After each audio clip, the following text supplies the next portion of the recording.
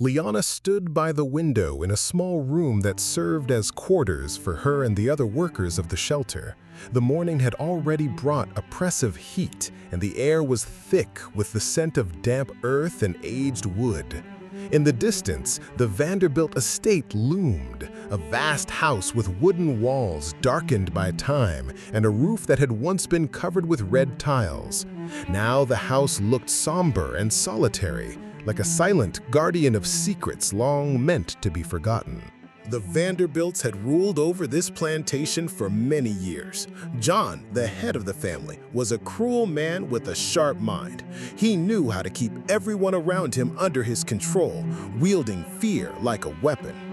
His wife, Elizabeth, was cold and detached, almost like the house itself, beautiful on the outside but lifeless within. Their children, especially the youngest, Brandon, were the very image of their father, raised in an atmosphere of fear and violence. Liana knew all this well. She had lived here for 3 years. She didn't work in the fields, but in the house, in the kitchen, cleaning, always nearby, always listening.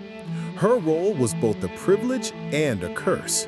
She heard the whispers, saw the glances, and sometimes caught flickers of hope in the eyes of the other slaves. The estate felt like a miniature city, with corridors, staircases, and rooms where dramas and intrigues played out in secret.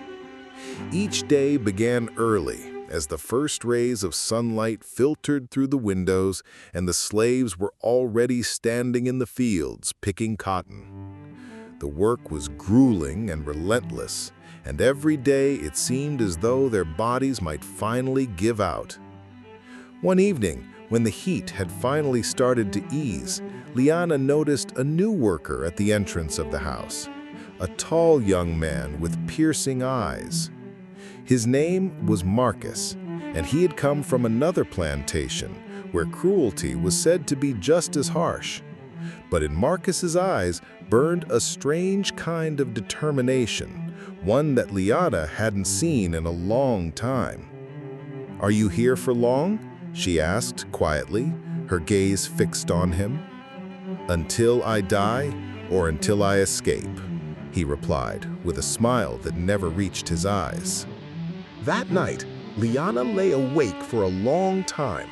Marcus's words and the stories told by Malcolm, the old slave who had become like a father to her, echoed in her mind. "If we stay silent, fear will consume us. But if we speak the truth, the world might change," Malcolm had once said as they sat together in the shade of a tree. Liana understood to stay in the shadows was to be part of the darkness, but the flame of hope in her heart had begun to stir, despite the cold and fear that surrounded her. Meanwhile, behind closed doors in the estate, something new was taking shape, something that could change the fate of everyone living on this land. In that moment, the world felt especially fragile, and the night was heavy with secrets. "I'm trying to find what's left of my family. They say my brother was sold here, to this plantation, many years ago. I've been told he's alive, but I don't know where to find him." Liana felt her heart tighten. Stories of families torn apart and lost were an everyday reality here.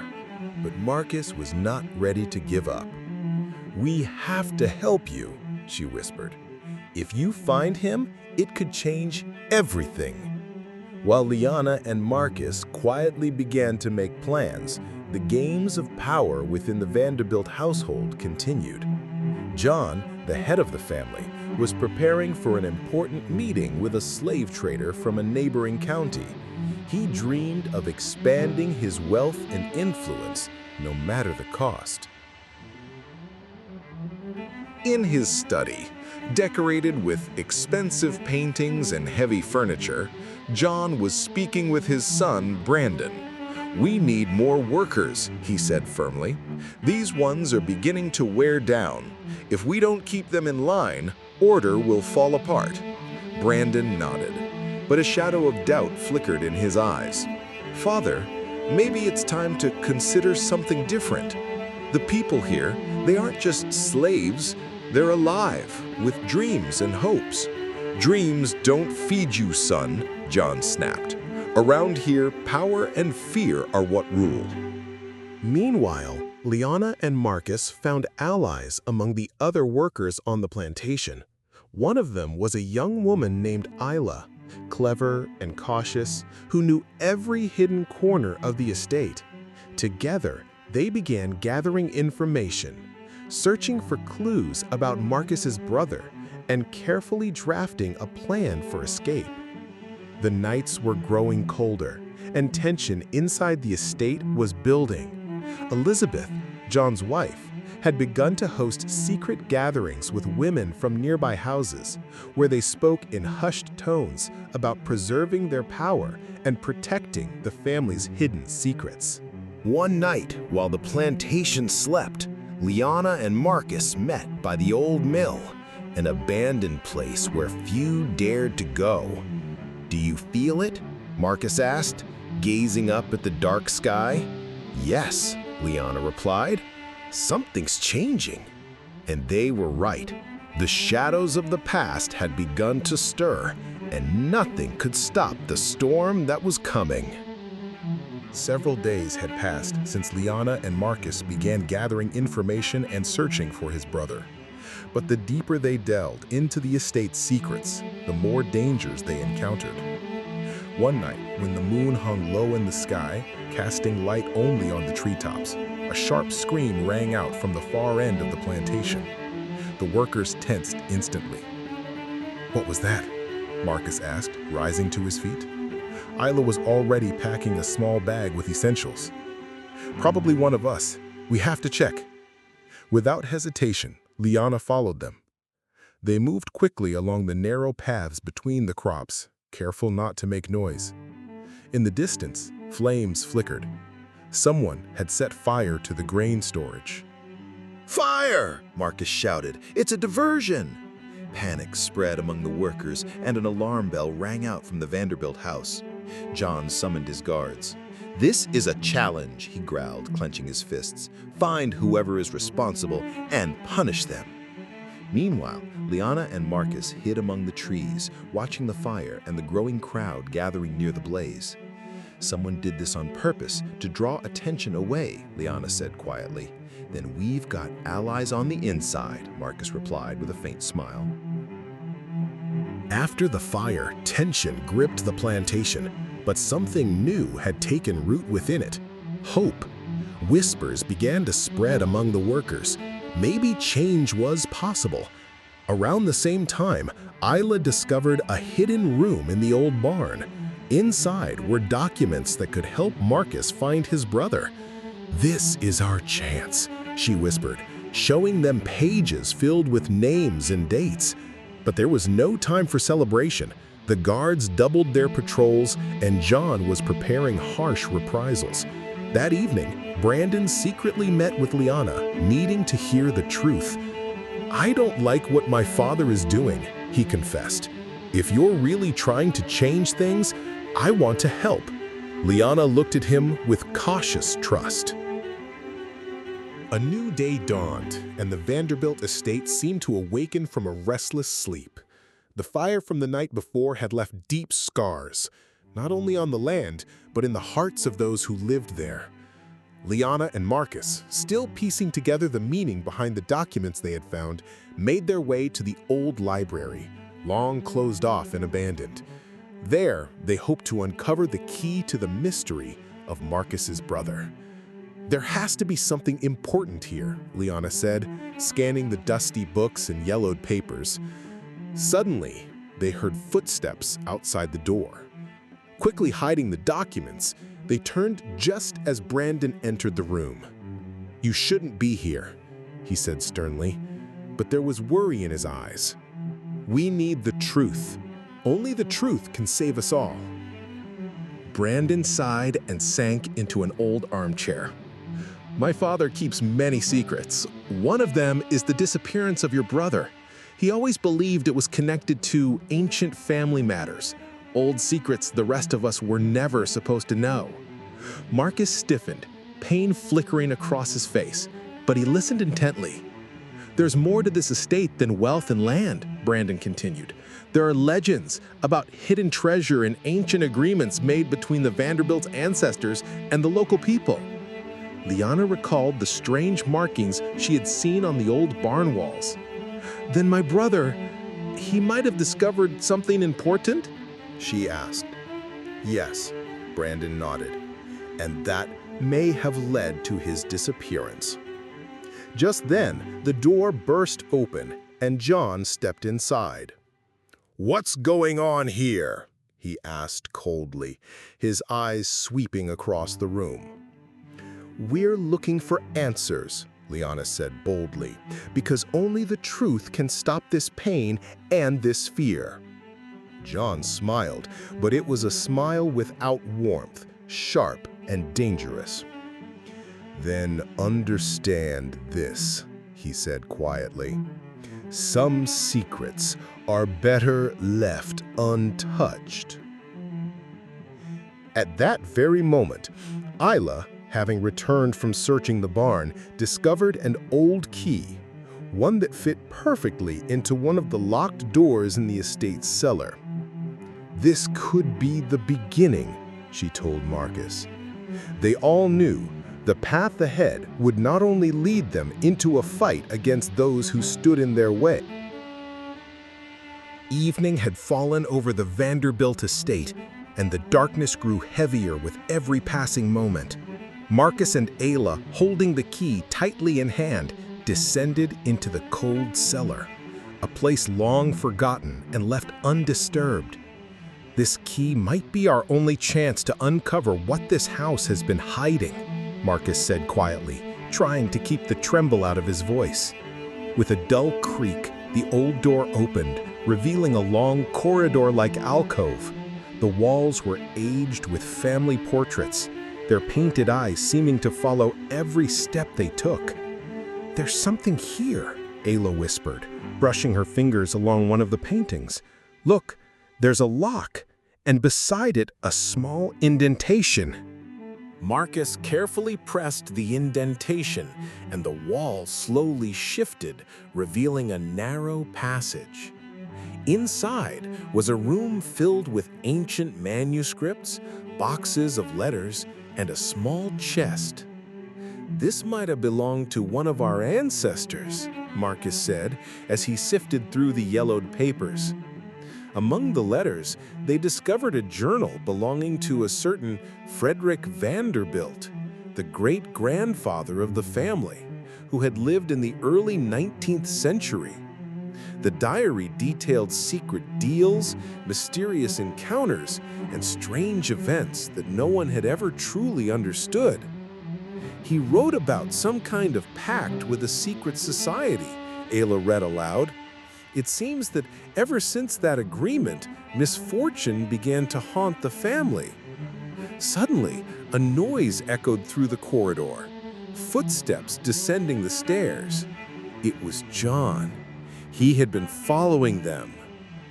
"You've already gone too far," he said coldly, his eyes sharp.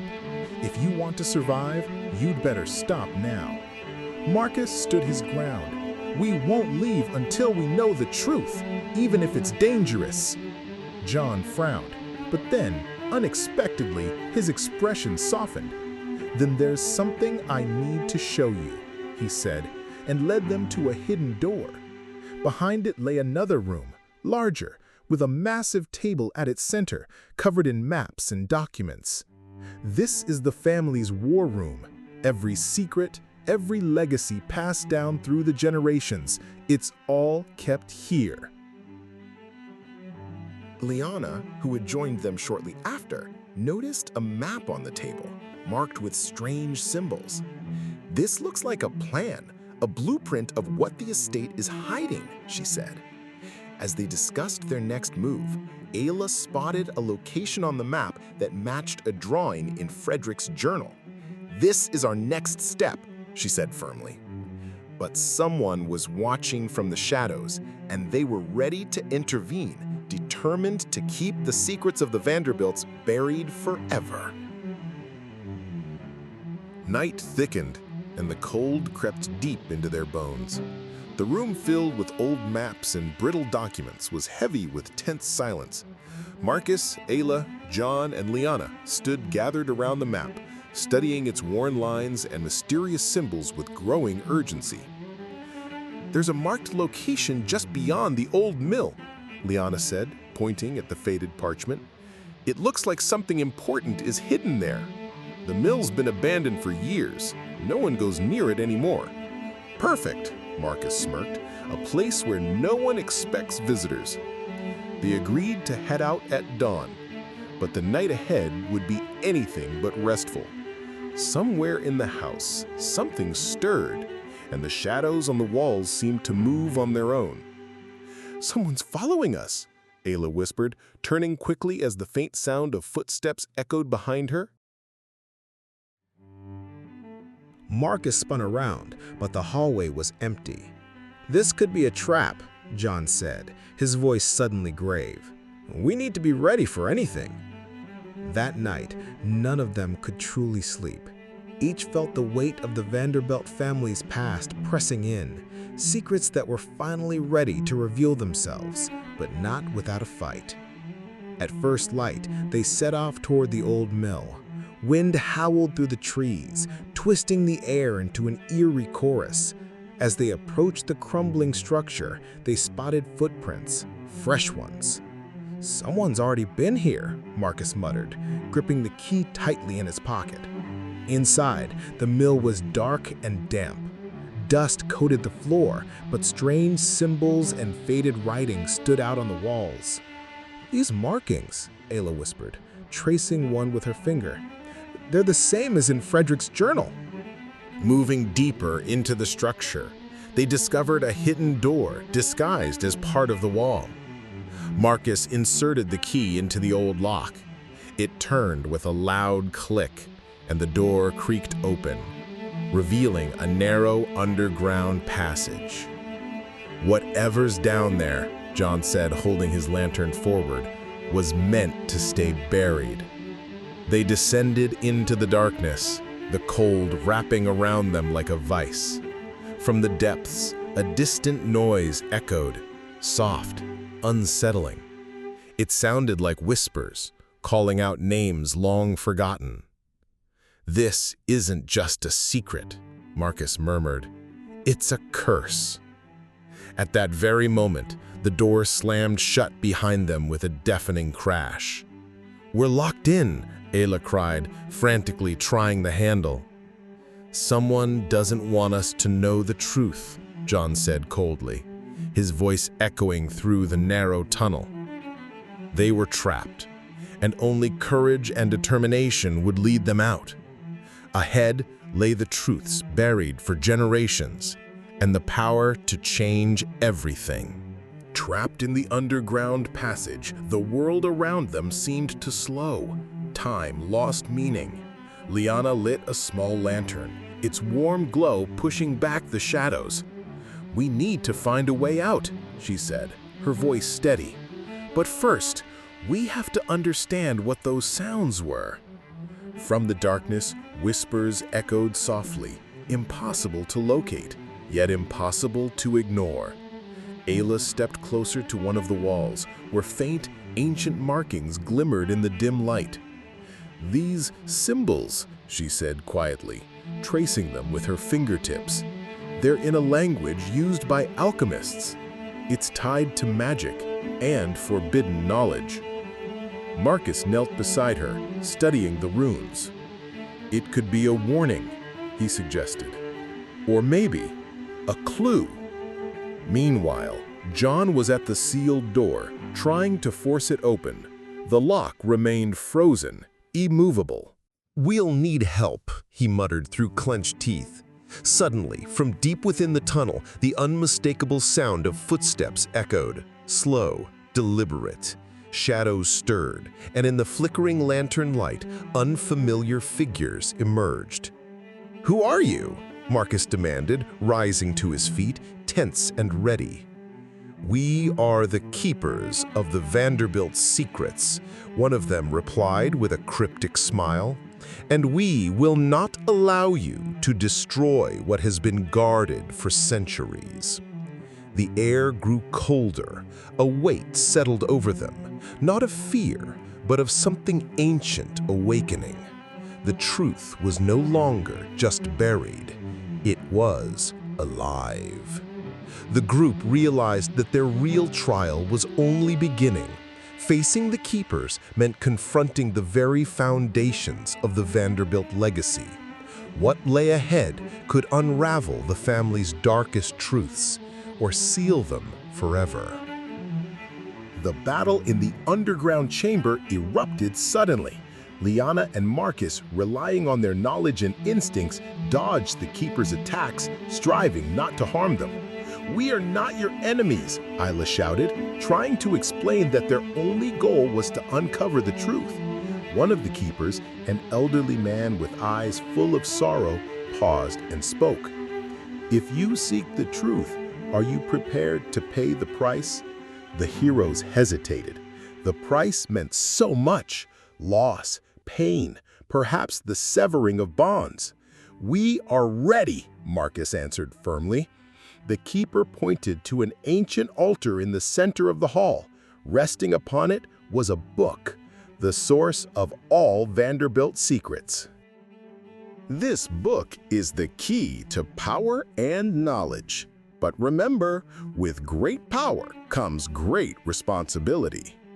Liana opened the book, and a radiant glow surrounded them. In that light, the family's secrets were unveiled. Tales of the past, betrayals, and hope. "Now, the choice is yours," the keeper said. "Preserve the secrets or share them with the world." The heroes emerged from the underground, changed forever. Each carried in their heart a new purpose.